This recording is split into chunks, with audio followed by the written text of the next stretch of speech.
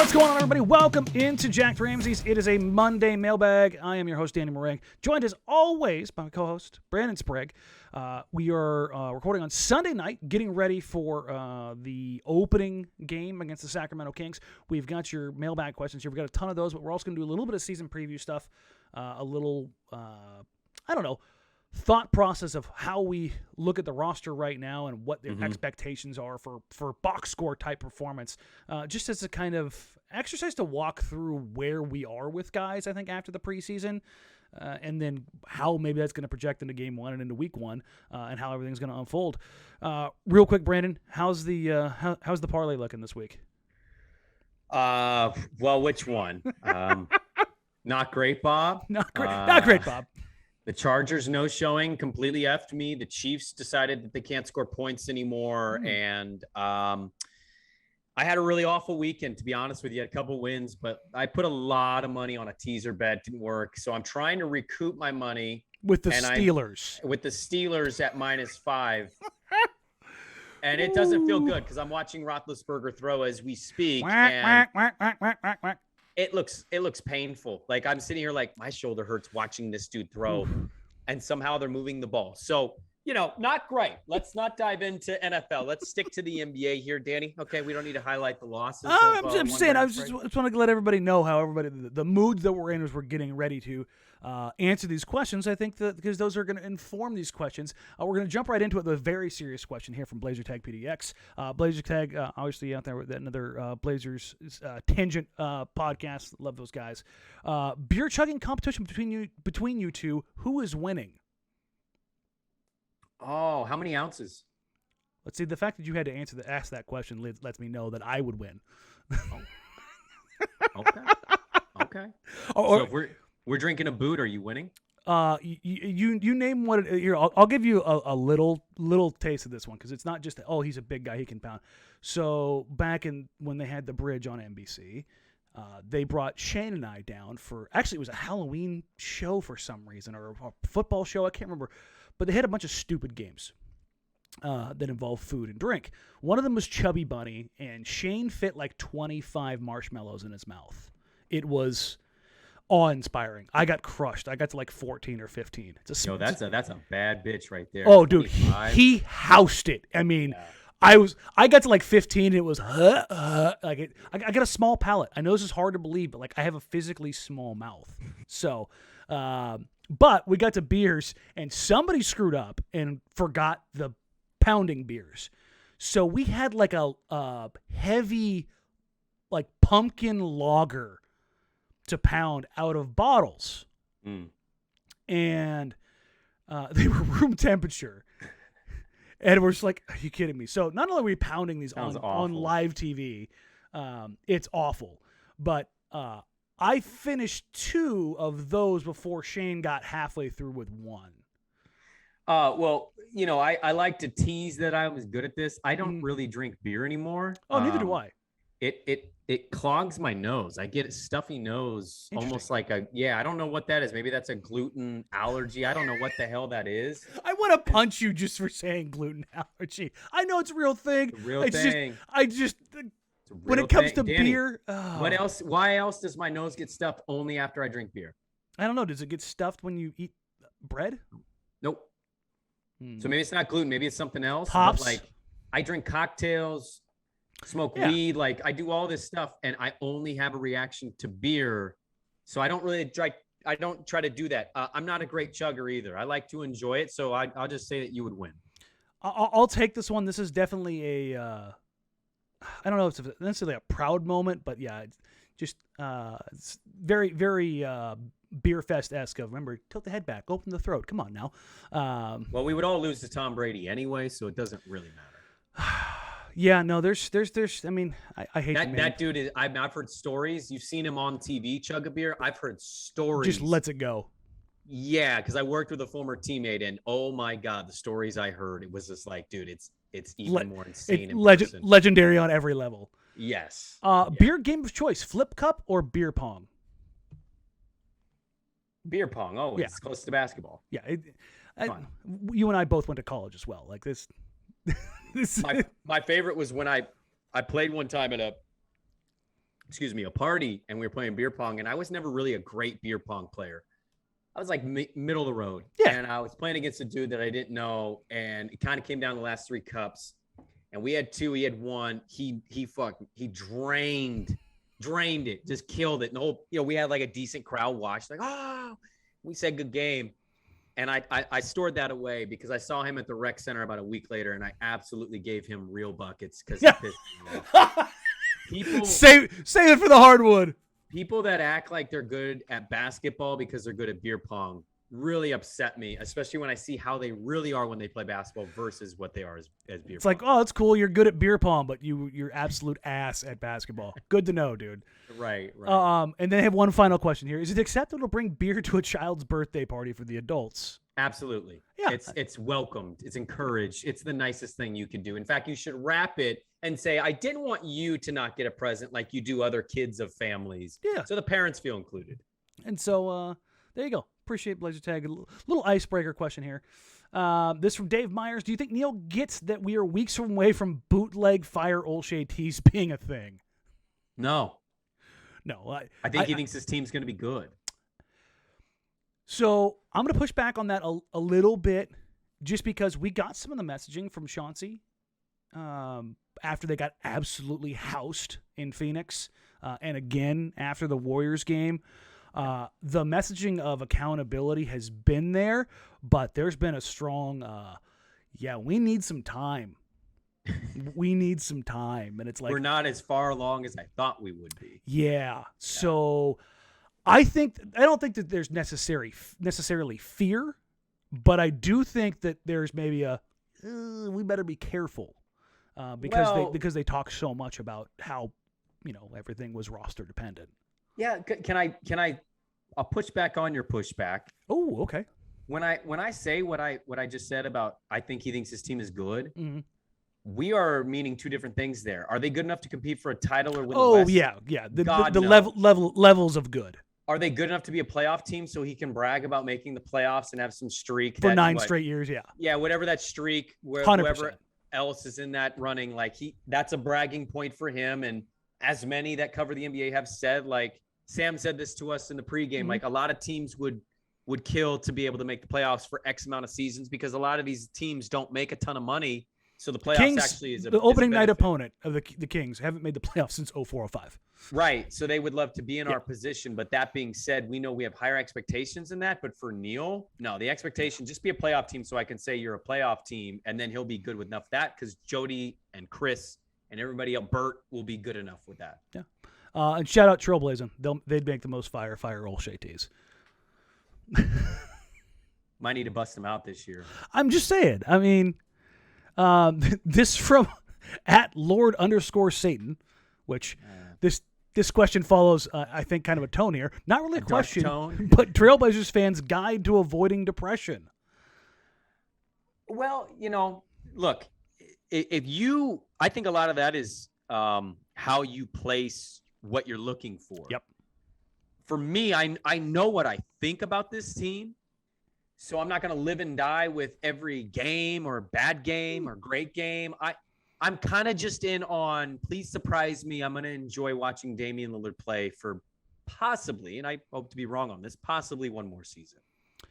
That's how you deal with depression. Yeah, I am very split personality with this stuff. I will not only live and die by each game, but in between possessions. Oh, I know you will. I read your tweets. So that's the thing. In the moment, that's when I allow myself to be the biggest fan of this team. The second that horn sounds, it goes away.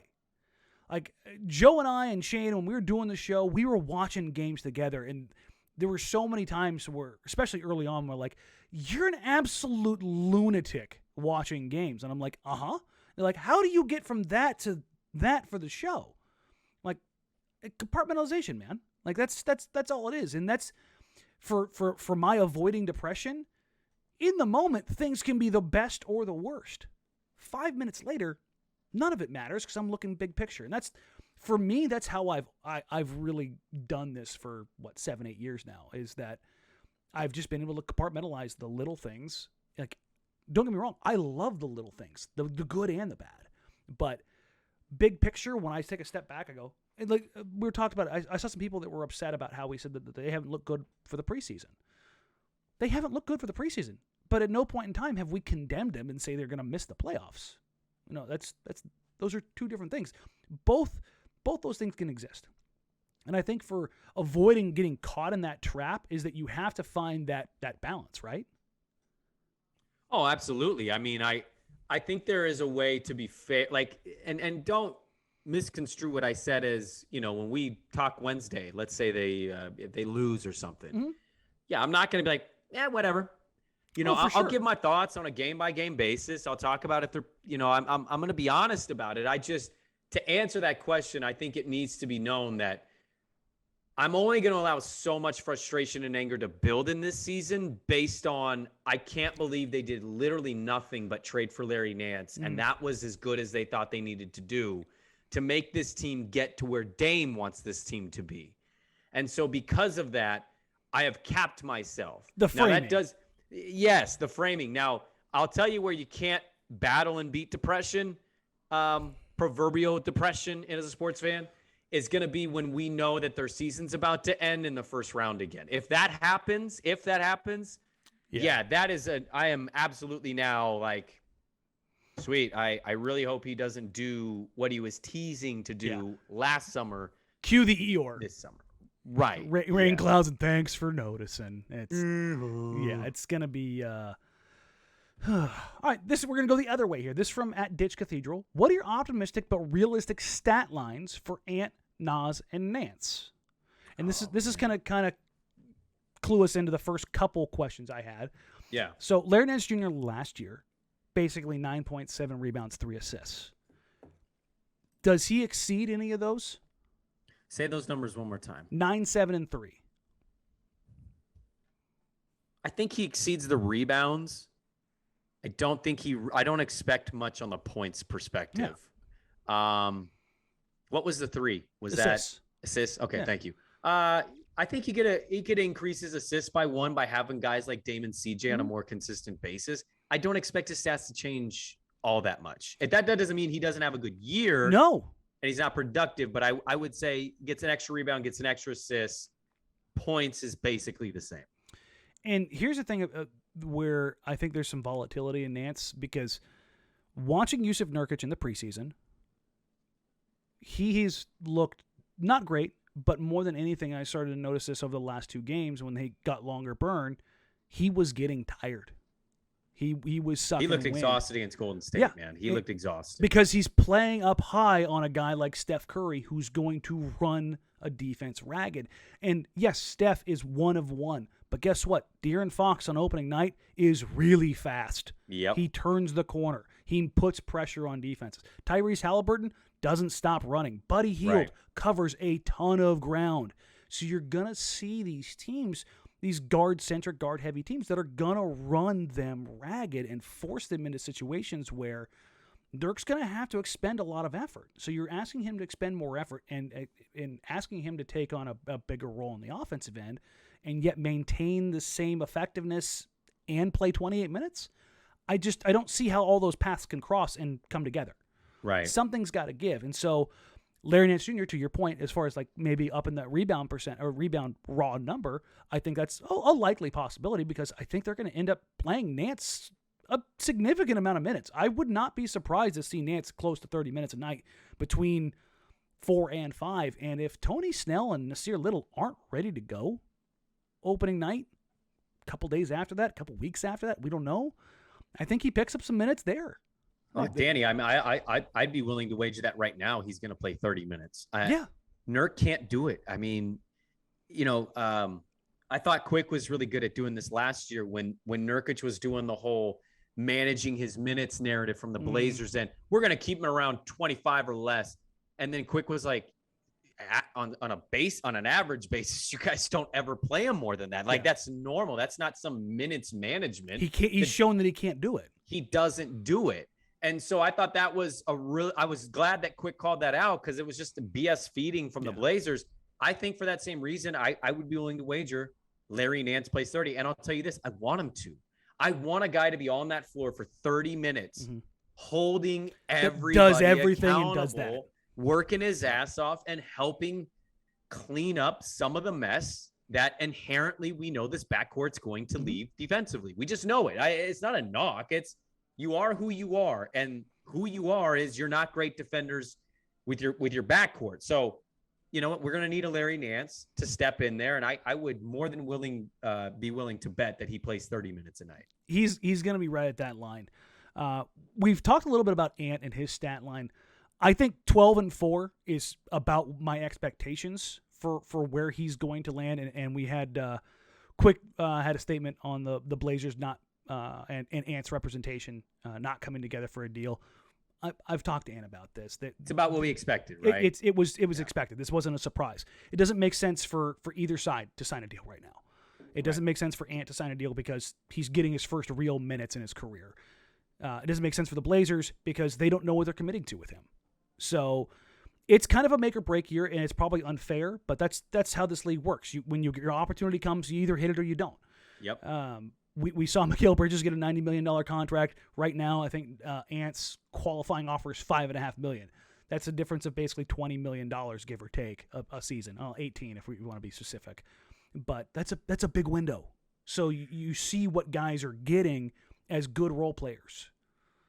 I think if you were Ant, even if Portland offered you something, don't you still kind of say no? You got to bet on yourself because they're not coming in at that number. They're going to try to lowball it and then get like Bridges. I thought, and I know this might sound crazy to some because these amounts of money are so extravagant. I thought Phoenix got a really good deal for $90 million. Like every podcast or person you had heard talk about that deal looming was convinced he was $100 million, 100, slightly 110, more. Yeah. Yes, it was always in that range. So for him to finish with 90, Phoenix got a deal. I think if you're Portland, you tried to maybe lowball him, and Ant probably was like, nah. And then they counter with, we're not ready for that either. So here we go. Prove it. I expect Anfernee Simons to have a good year. I'm going to up the points a little more than you because I think he's going to be aggressive. I think he knows what he needs to be for the second unit, and I think that's going to show itself. So it may sound dumb, but I'm going to up it by 2. I'll say he 14. Yeah, that's a great number. And we would be really happy if he gave us 14 off the bench. And I'll say 5 because look, he was hunting assists in the action that we saw in the preseason. He was hunting it. He made a point in our interviews to talk about how he had worked on getting people the ball and creating looks. And I think he's going to do it. I do. So I'll say he gives us 14 and 5. That's a damn good season to give us too. That's a good player. That's a guy that you want to have on your team. A shot creating guard who can. And here's the thing. You take a look at the Blazers last year as far as, guys who could create. Yeah. You had McCollum at 4.7 assists. That's their second best creator. If Ant is anywhere near 5, that means that second unit is doing really well. And I think there's, again, some volatility in that number because of what we saw from Ant in the 2 games that he played. One game, he's got 7 assists. The next game, he's got, he ended up with 1 or none because nobody could hit a GD shot. Yeah. And I think a lot of that has to do with the fact that he's playing with Blevins and Ellaby and that kind of thing. So I think that you're looking at that number kind of, for me, as the in-between. I think 4 is the number. 5 would be, listen, if Ant's at 14 and 5, you're going to hear his name mentioned in 6th Man of the Year and Most Improved. I think you'll hear it. I don't know. No, he's not in. He's not in it, but he's gonna get like 2nd, 3rd, 4th place votes, that kind of deal. That's what you're gonna see. And if you're Portland, he's 22 years old and he's hitting those years and hitting those numbers. You've got something to work with. The last part of this question was obviously Nas. I have no idea what to expect from Nas from a baseline because we just haven't seen him get minutes. We saw him score 30 in a game against Milwaukee. Like he's shown that he can do some stuff, but we don't have a baseline season with him getting even what Ant got last year. Ant had relatively consistent minutes, relatively. Nas has not had that, and he hasn't been able to stay healthy. So I don't know what you can tag. What I would like to see out of him, probably 8-4, 1-1, 8 points, 4 boards, steal, block. Well, is it too much to ask that I don't want to give him a stat because I don't even know if he'll play? That's the thing is I hate to say that. I really do because a lot of this stuff is out of his control, and that's what sucks about this, right? Is when that happens to somebody. But I mean, dude, you got to be able to hang around for 15 or more games. And he just hasn't been able to. And it's a bummer. Every little dumb thing just hurts him. Mm-hmm. So it's like, I could give you some stat. I mean, you gave a stat, like, how much are you putting stock into what you just said? Probably not much, right? Because you just don't know what he is going to be able to produce. I'm basically throwing a baseline out there of like, 6'7" dude, good length, good size, great athleticism, has shown some stuff, getting a real opportunity. But if he plays 40 games, I don't even know if his averages would be that high. I think he would actually be lower than that. So it's a weird position to kind of be in. And this is a follow-up question here. Which player do you most fear underperforming? And I'm gonna take this question. I'm not gonna apply it to just those three. Who do you fear most underperforming on the roster? Oh, it's Jusuf Nurkic. Yeah, for me. It's not particularly close. Maybe because of contract stuff, CJ or Norm can be in this running for a lot of people of what they expect them to do. But for me, it's Nurkic. It's a contract year. We are well aware that there's kind of this. There's a little bit of friction between these two sides, not in the most negative way, but it exists. I don't think you can doubt that. And I just have not been impressed whatsoever with anything I saw in his preseason action. We'll see if it changes come Wednesday. But to me, I think if you're to ask who's the most disappointing, it's Jusuf Nurkic. He's billed as this, we're giving the ball to this guy, running our offense through this guy. And I'm sitting here going, based on what I saw, please don't do that. I don't want to see that at all. I don't care. And if he's cooking, that means he's getting put back dunks. He's starting to throw the ball down and not be, for lack of a better term, a little soft around the rim. Mm-hmm. And even then, I don't want him facilitating the offense. Like, let him keep cooking that way more so than the way that they've kind of teased us, like a Jokic. What did Gundy call it? Diet Jokic? Yeah, no thanks. I'll pass on Diet Coke and I'll pass on Diet Jokic. By the way, aspartame is worse for you than real sugar. Go look at the research into aspartame. Cockroaches don't even eat aspartame. We're sitting here acting like Diet Coke is some revolutionary healthy thing. I just don't like the sugar, okay? Then don't drink soda. I mean, it would be my response. Don't drink soda. That's the only thing I would say. Immediately pounds energy drink. There's no caffeine in that. There's no sugar. No sugar. Plenty of caffeine. I think it's 330 milligrams. Yeah, you're right. What do they tease? There's no sugar in. Is there something else they tease of nothing of? I can't remember. Anyways, it has super creatine too, which there's plenty of research around that as well. I lost a friend in high school to creatine. Actually, took it too much, and he ended up dying. He was 16 years old. God. I know. I ended up working with his cousin later at the mall, and I found out he was his cousin. I'm like, dude. He's like, I know. The family couldn't believe that happened. That got dark real quick. You take creatine 2-3 times a day, every day, brother. That kills your kidneys. It's not good. Good Lord. Health facts, Brandon Sprague. This will also kill your kidneys. If there's a bad start, what possible trades would you pursue this year? I mean, there's only one. Let's be honest. There's only one they should do, or there's only one? Because I call you out right now. There's not just one. There's multiple. Well, I mean, it's Simmons. Oh. Well, I just don't. Yeah, I don't know. They won't, but I mean that. And if you're not going to go that way, it's moving on from Jusuf Nurkic. Who is okay? Answer me this. Who's the equivalent of Rocco in the NBA on a different team? Because that's the player I'd pinpoint if you're a Blazer fan. If they're making a trade, it's going to get somebody like that you go, Blazer Twitter is really good at this. And by the way, I'm fully guilty of doing it too. So this is not me calling out everybody. Like I am in this. Yeah.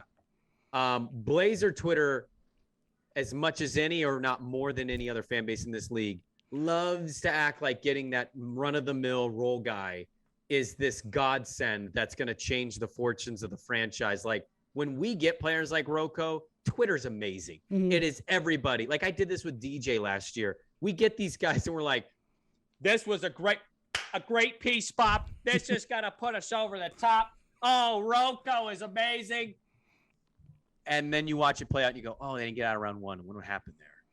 So whoever the Rocco equivalent in the NBA is not on the Blazers, I would say that's who they end up trading for. And 79% of Blazers Twitter will tell you that was an amazing move. And that guy is going to change the fortunes of the team this year. And here's the thing. I agree with you mostly. I thought and I still believe that Covington was a good addition, but it does not matter.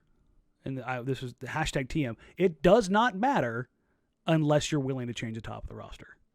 That is my point. It's a moot move if you do not make any substantial changes. If it's not CJ, it really just doesn't matter unless it's Nurk and you're getting an entirely different type of center that changes things fundamentally. And again, we're talking about the top of the roster. It's one of those three guys, and if that doesn't change, unless somehow a superstar decides they want to take a pay cut and come to Portland, it doesn't matter. So, but thanks for the question there, Cement Halo.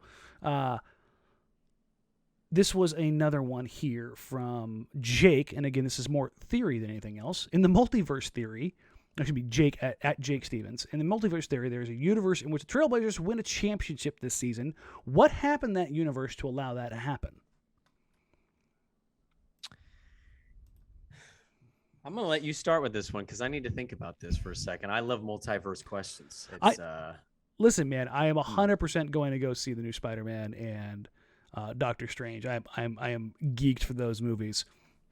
For me, the only way this happens is, again, it's like preface with what we just talked about.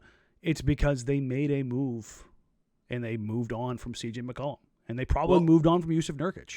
Okay, but hold on. Let me throw something at you here. Mm-hmm. We're playing the multiverse game, right? So sure. Jokic suffers a bad injury. AD is AD and LeBron is old. Russ ain't single-handedly leading the Lakers to anything.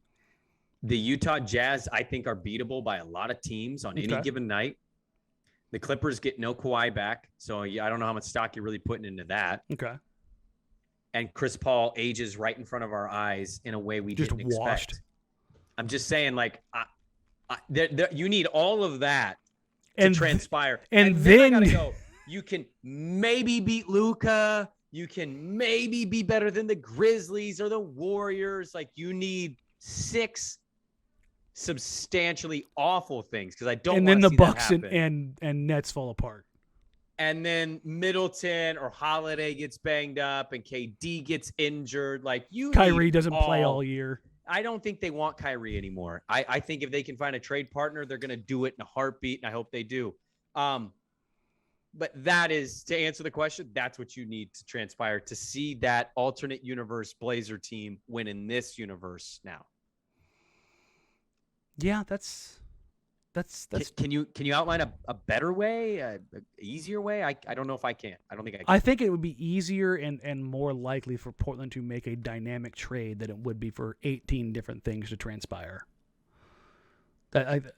Sure, like the 2018-19 season was basically that, where everything just kind of came together. Yeah, I mean, it was matchup based, right? Mm-hmm. You had a player in Russell Westbrook who refused to cover Damian Lillard the way you need to cover him. You had the Nuggets who were a good team, but not yet great. You also, sorry to interrupt you, but you also had, and I this doesn't mean the Blazers wouldn't have won, so don't get mad at me. Paul George had 2 catastrophic shoulder injuries, and he was still cooking through them, and he was still cooking. Yeah. So you had that. And then, as you mentioned, the Nuggets. And like the Nuggets were a good team, but they were all still growing into it. They weren't ready for that moment. They were 2 years. Like everybody in that team was dumb young. They were all 24 or younger. So they weren't quite there yet. And you saw what happened when they got older. Yep. But then they ran into a team that actually had higher end talent in their prime, ready to go. And even shorthanded, they absolutely punched Portland in the face at halftime of every single game. Yeah. Oh, and it looked hilariously or coincidentally, it looked a lot like it did in the final preseason game where, you want to play? Here you go. Here's what it looks like when we kick it into gear. We go ahead and run this 2-man game between Steph and Draymond, and you can't do anything about it. So, and again, that's where I think that the personnel stuff is just so important. There was another one here that was trivia related. Heard a fun trivia question the other day, and since the Kings are the opponents, it's fitting to ask now. Kings last made the playoffs in 05-06. I said 04-05 earlier. It's 05-06. They've had 10 head coaches since then. How many can you name before you look? Of the head coaches of the Sacramento Kings? Yep, since they last made the playoffs. Oh, under 3. I talk about a franchise I haven't given a crap about. It's the Sacramento Kings. Okay, I'll play the game. Mm-hmm. Let me see if I can do this. Let me pull these all up here. There we go. Okay. Go ahead. So God, 0506, you are going back on, bro. I was getting out of high school. That was the last time that they went to the playoffs. 0506. Yep. We're almost to my 20-year reunion, and they still haven't made it. Mine's this year, you monster. You're really old. Okay. I literally got all but 2 when I played this game earlier. So I'll give you 2 that you have 0 chance of getting. Reggie Theus and Kenny Nat, and those were the 07, 08, and 08, 09. Did you guess them? No, those are the 2 that I did not get. Those are the 2. Kenny Nat, is he even in the NBA anymore? No. He went 11 and 47. Imagine getting a head coaching gig and you like coach your way out of the entire league. You're just gone. You can't even be a lifetime assistant. It's like, Kenny, you're that. He bad. might be on somebody's bench, but I haven't seen that name in a long time. All the other names, you recognize. Yeah, but it's just a matter of knowing and then remembering the name. The dude who did the Grizzlies gig, he kind of got effed. Boogie loved him. Jaeger, Dave Jagerbaum. Okay. You got Walton now. Dude, who was the guy before? See, I'm done. No, I'm cooked. You got nothing. Okay, you say Boogie loved one. What about the one that Boogie didn't like? George Karl. There you go. That's 3. The dude before Walton. I'm blanking on who that person was. And before Walton was Jaeger. Oh, it was Jaeger before Walton? So you've got the last 3. Walton, Jaeger, Karl. Then there's 0 chance because I in college I wasn't following every team in the league the way I do now. There's another one in here who was kind of considered the Boogie Whisperer, who's an active head coach in the league right now. We've tangentially already talked about him.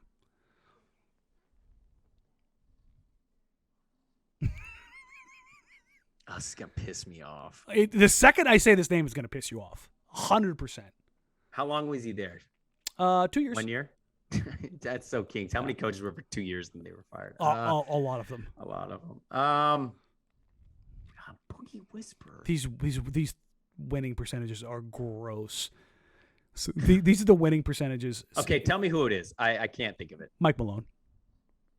I knew that one was going to piss you off. Yeah. So Ty Corbin. He got effed there too. Yes, he did.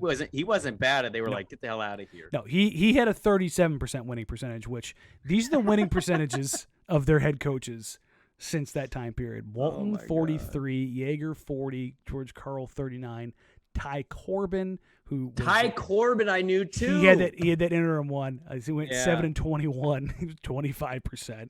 Mike Malone was 37. Keith Smart 34%. Keith Smart, that's another one. Okay. Paul Westphal 30. Westphal coached him. Mm-hmm. Yeah. Yeah, coached him to a 51 and 120 record. Man. The Nat was a 19%. Reggie Theus was 41%. And, of course, the last time they made the playoffs was with Rick Adelman, who had a career 633 in Sacramento. How many years did he get after the playoffs run ended? Like 2 or 3? 1? Theus, I remember Theus, and I remember like going, God, I thought that dude was going to be a good hire. Why did I think that? I don't know, but I remember thinking that when he got fired, like, oh, I can't believe that didn't work out.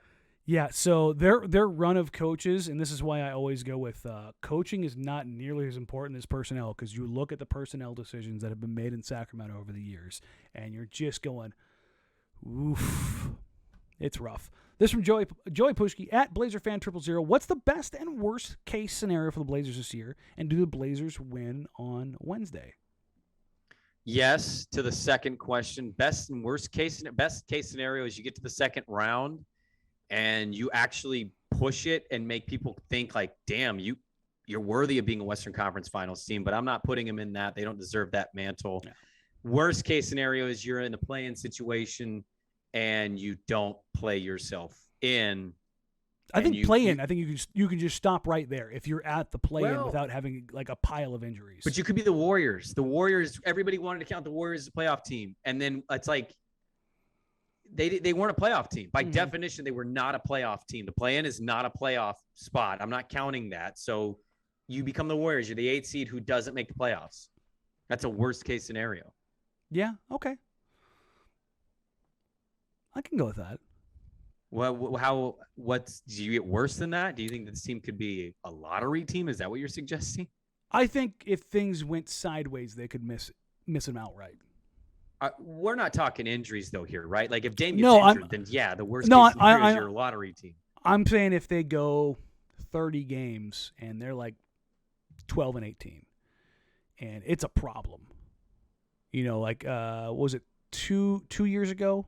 It was before the pandemic, so 3 years ago. They were on that road trip where it was Zach Collins' birthday road trip. I remember that one because he was slammered hungover for the next game. Yeah, anybody who wants to laugh, go back and watch that video clip, that interview with Brooke Olzendam where Zach looks like he's going to yak on camera. Poor guy. It was like a noon game, too. It was like, oh, you poor, poor, poor child. They took you out last night, and they've ruined you for the next game. But Stotts was going to get fired on that road trip. They went out there, and they got – because I think they played in Miami, and it was Evan Turner's birthday, and they went out that night. And then they got waxed in Miami, in Orlando, in New York. I think they had Cleveland and Detroit, I think was the rest of that road trip. And basically, had they lost that Cleveland game, they may have quite literally fired Stotts right then and there because of how wretched they were playing. So if they get around like Christmas and those same kind of vibes happen where they're just playing like just total ass through their first 30 games, because of everything that has preceded this season, I don't think Dame would mail it in.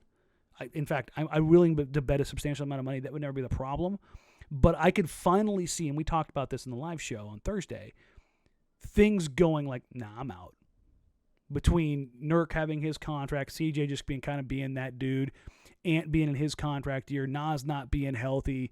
There's just so many things coming together at absolutely the wrong time. And Chauncey just sitting there holding the bag like, what did I sign up for? My concern going in, and this is a pinpoint this in case I'm way wrong later. I think if it starts to get a little screwy and sideways here, I don't know if they have the right coach for it. He could be the worst. He could be the best. He could be anywhere in between. Yeah, that's the question. But he doesn't. You're not. Are you leaning encouraged? No. I am leaning ambivalent at this point in time just because he's untested. I don't know, man. I think a lot of us got really, really overreactionary when we saw one clip of him talking to guys at a practice in the training camp. And it's because it's the first time it's happened. Terry would have never let that happen. Okay. Yeah. But that's not a tangible thing for me to actually quantify if somebody's going to be an upgrade at that spot or not. And there was this conclusion that it was like, there's still people, and they might be right. I don't know the right answer. I'm saying it's an unknown. For sure. I'm not leaning yes. I'm not leaning no, but there is a legitimate amount of people that like they've upgraded a coach and they've never seen this dude coach a game. His family's never seen him coach a game. Like, this dude has admitted he's never been a head coach at any level, any one time. And we're trotting him out there as the head coach of this team.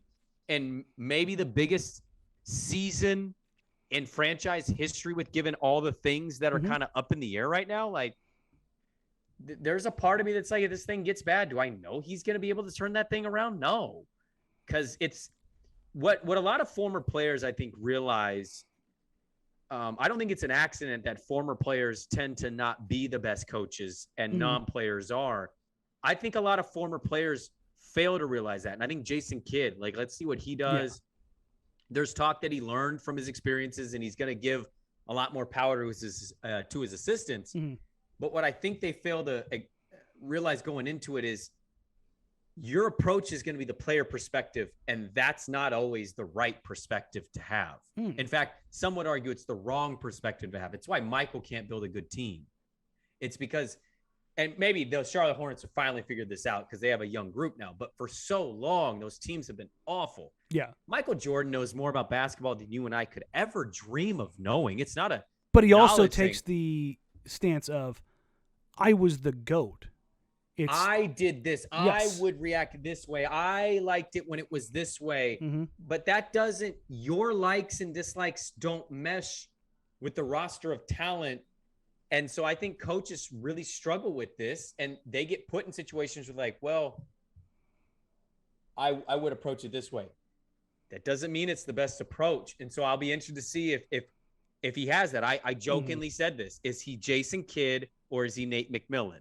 And I think that is going to be a running thing for me and maybe the show through the year is like, where are you leaning on that meter right now? Are you leaning more Kidd? Or are you leaning more Nate?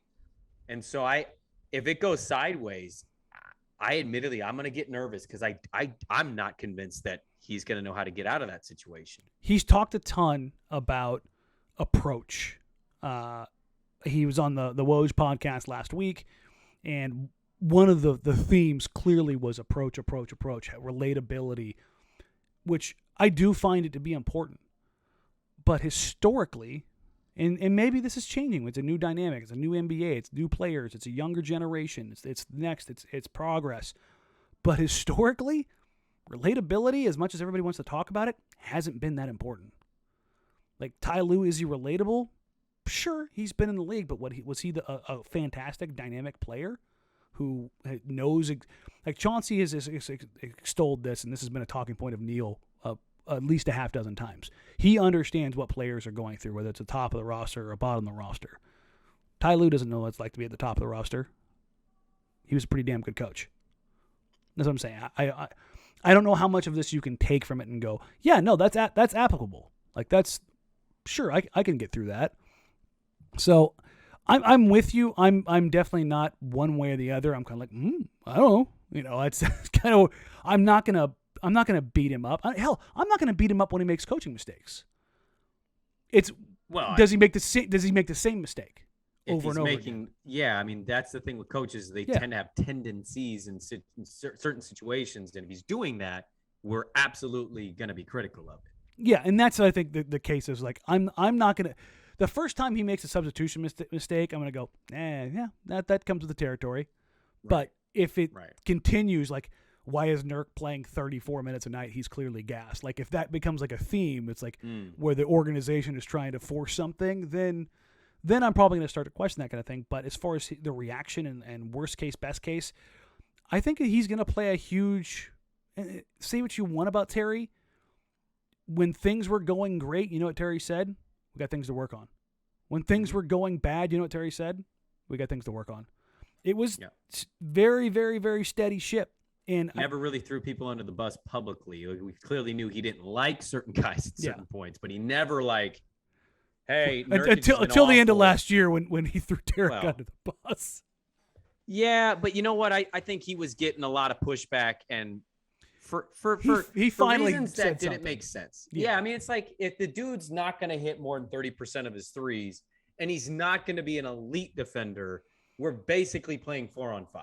I think in that situation, Terry was probably thinking back to Evan Turner going, remember when you guys got mad at me for playing Evan Turner all the time because he couldn't shoot? Now you're mad at me because I'm not playing Derek Jones Jr. because he's not shooting. Because he can't shoot, yeah.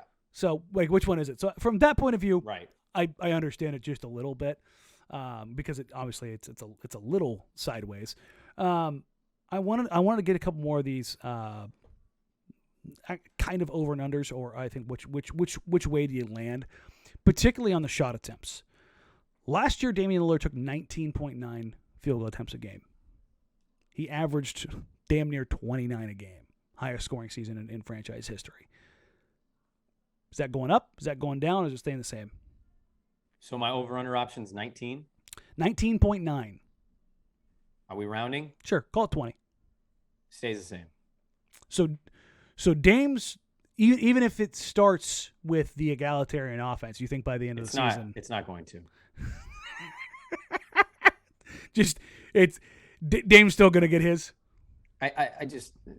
Let's stop playing this game. Like, that first game, we are going to quickly see Damian Lillard's going to be Damian Lillard again. And come out and drop 45 on 27 shots. Yes. Would that shock you? It wouldn't shock me. No, not the least bit. Yeah, I almost want to say over, but I'm gonna say push 20 again.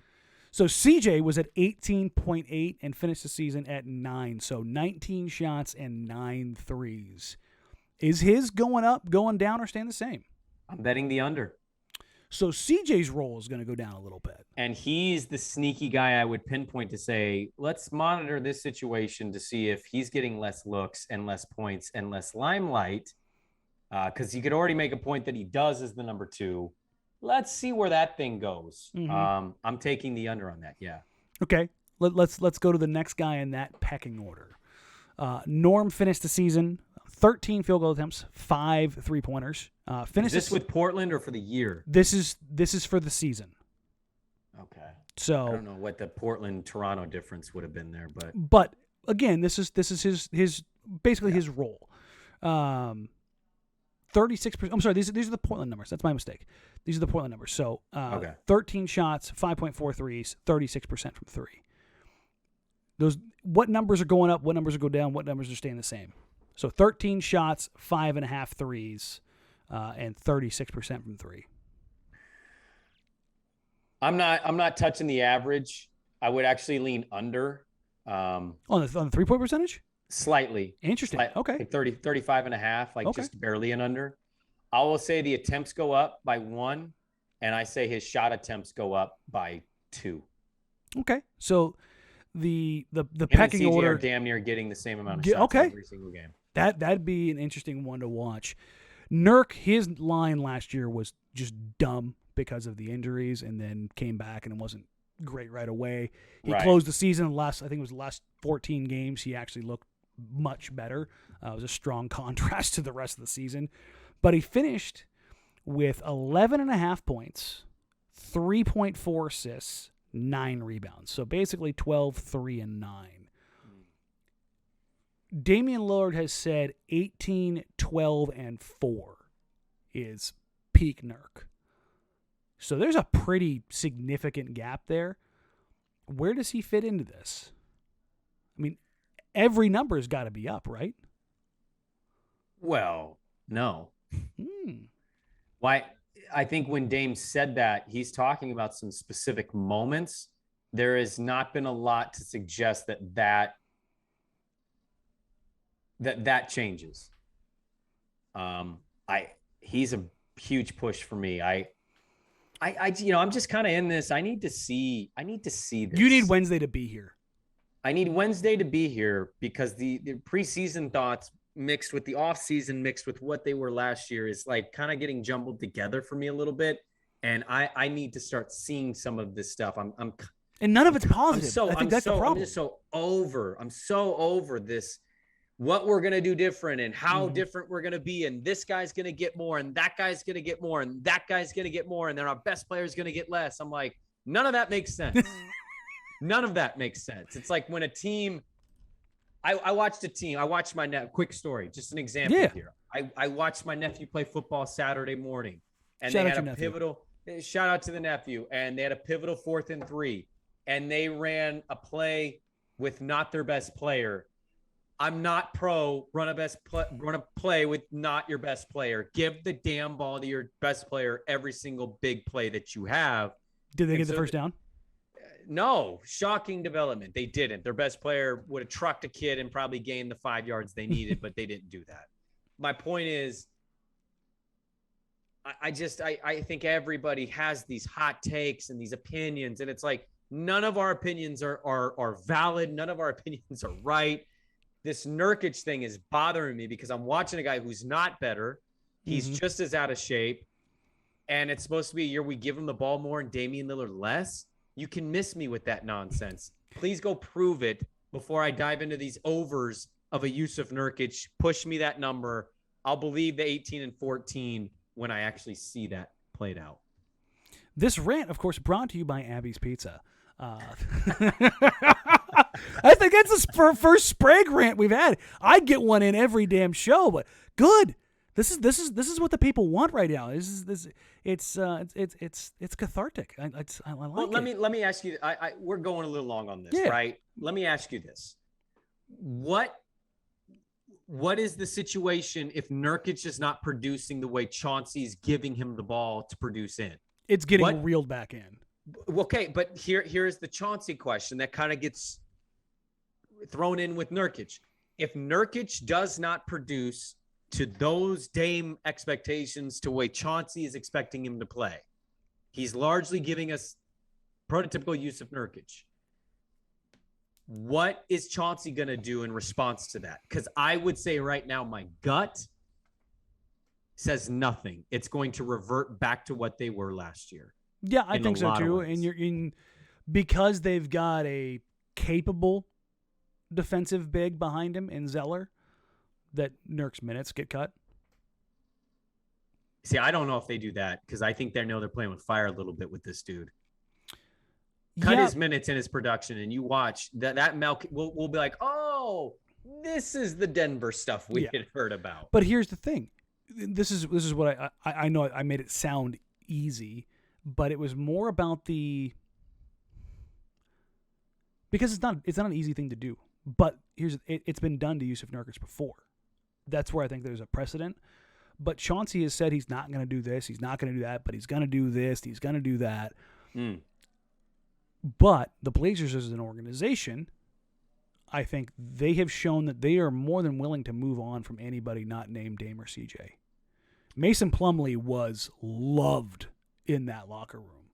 He didn't cause issues, but they knew the financial status of his contract, and that's why they moved him. If Nurk starts rocking the boat because he's not playing well and his looks get cut down, I have zero hesitation with the Blazers saying, okay, we're going to move on from you. Now, it may make it more difficult to trade him. Maybe then they would want to try to be a bit more amenable to keeping his looks up, to kind of say to other shooters, hey, no, he's a good player. It's not for us right now. I think that's the only situation. But yeah, it's not great, man. Like you said, but I think I'm splitting the difference between where you are and where Damian Lillard says peak Jusuf Nurkic is. I think he ends up at like 15, 10, and 4, which I think it's a very good player. 15, 10, and 4 makes him a very tradable asset. Yeah, and that's the thing is, it behooves Jusuf Nurkic to be consistent and productive because of the pending contract. And I think that should be reason enough alone, because everybody else in the league knows about the Jusuf Nurkic behind the scenes being frustrated in his early years. Like, that's not a secret. So if he can keep it together enough, even if he's not happy, to play a certain level, then I think it behooves him well, whether it's through a trade or through free agency, to get a better contract. So I think that's the motivation for him, even if things aren't going well. So let me prices right your ass. 14 points. And what did you say? Rebounds 10? 10. You going to go 14, 9, and 3? 14, 9, and 3. I like it. I like it. That's the kind of pettiness that we strive for here at the Jacked Ramsays podcast. We'll get out of here with that. We said we were going to go a little bit longer today just because we wanted to talk about a little bit more, take a few more questions. I actually have more questions here. We'll probably take a few of those for the pregame show, because a lot of these are like best case scenario or what would you take for a trade and that kind of thing. Those are good for a rainy day. Right now, let's take a look at the regular season. That's just a couple of days away. If you're listening here on Monday morning, only 2 more days away. Quick business note: we will have the pre and post game show every game. We will have you guys covered 5 o'clock on Wednesday. I'm still efforting a Kings guest. I'm trying to get somebody to come and talk Kings basketball, which is not as difficult as you think, but trying to line up the timing is difficult. So hopefully we'll have somebody for the pregame show. If not, we'll be there at 5 p.m. Brandon and I will have you covered leading up to the game. We'll have you immediately following the action, usually about 5 minutes after the horn, if I can keep it ready. If you haven't already, please like, rate, review, subscribe. If you're watching on YouTube, please click the little button in the corner. It helps us out. If you're listening on the podcast, click over, subscribe. If you're feeling really up to it, like you're stuck on the toilet for a few minutes, write the review. Just tap it in. We're available wherever you get podcasts across Apple Podcasts, not iTunes, as Brandon pointed out to me before, Google, Spotify, pretty much anywhere else you want us, or actually everywhere you want us. Until then, for Brandon Sprague, I'm Danny Marang. You can find us on social media at Danny Marang, at Brandon Sprague, at Jacked Ramsays. And if you want to send us questions for the Mailbag Pod, jackedramsays@gmail.com. We will catch you guys on Wednesday for the first regular season game of the year. Portland Trail Blazers versus Sacramento Kings, and we will have you covered for all 82. Till then, take care. Bye.